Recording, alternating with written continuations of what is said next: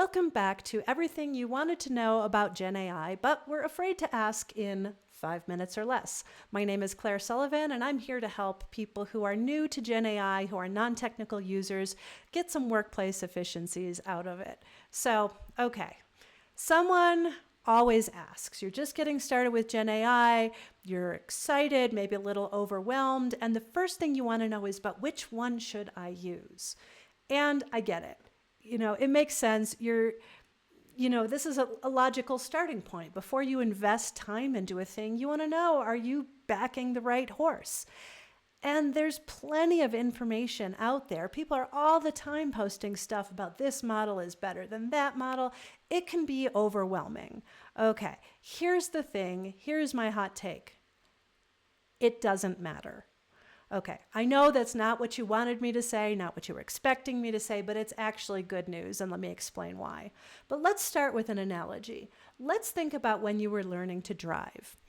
Did you go and say, oh, well, I really need to agonize of should I learn to drive on a Toyota or should I learn to drive on a Honda? No, you used what you had access to, with the understanding that those skills that you were learning were transferable regardless of the model of car.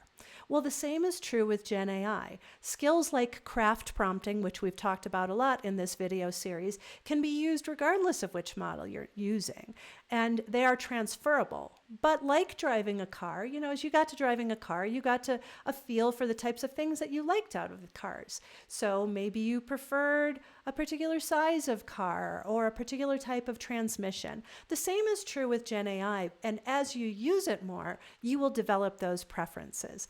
Now, that being said, just pick one. Start with it. Tinker around with it. Get a feel for what you like. Spend a week on it, and then try something different. But, there are actually some differences between them, and so let's talk about them and how they might impact your decision.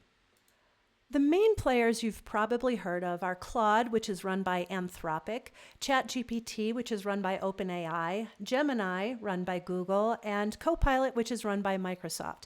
And actually, there's a whole bunch more others out there. These are just the biggies.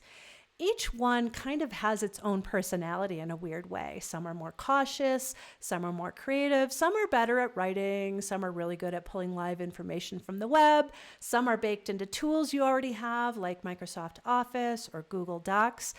The vibe of the conversation can feel meaningfully different depending on which one you're working in. And what works for great for one task might not be the best fit for another.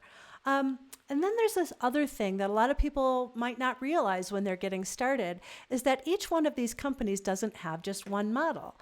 They have a whole lineup. Like here's Claude, and it's got a whole bunch of different versions, which I can access here. And they range from fast thinking to like these really capable, big, deep models.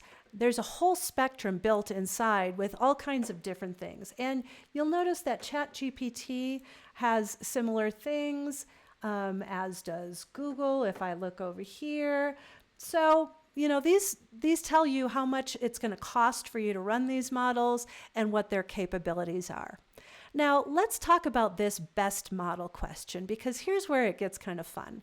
Like I said, people argue about this constantly, and I mean constantly. There are benchmarks and leaderboards and Reddit threads and YouTube videos, blog posts, all dedicated to ranking which model is the best right now. And I do mean right now because the rankings change pretty regularly. A model that was considered top of the heap 6 months ago might have been lapped by something new. The whole space moves really fast. So even if I told you today, this is the best model, there's a chance that that's not true by next month. So what I encourage you to do is just not get into a loyalty program here. Try a bunch of them. Notice what you like. Notice what feels awkward. Which ones give you answers that make you go, oh, wow, that's actually really useful. Some people love one model for writing and a totally different model for coding, if that's your thing. Some people pick one and get really good at it. Really, any of these approaches work. The thing that matters most isn't which model you choose. It's that you actually start using one. That's where the learning happens. That's where you start building the intuition for what these tools can do and how to get the most out of them. So here's your homework. Pick any one of the major models, doesn't matter which one, and spend a week with it. Actually use it for real things you're trying to get done. Try out the craft prompts that we have been talking about in this video series. And then the next week, try a different one and see what differences you notice. You'll find that you have preferences, and you'll keep updating those preferences as new models come out, because they will. The only wrong move here is spending 3 weeks comparing options and never actually starting. Just start.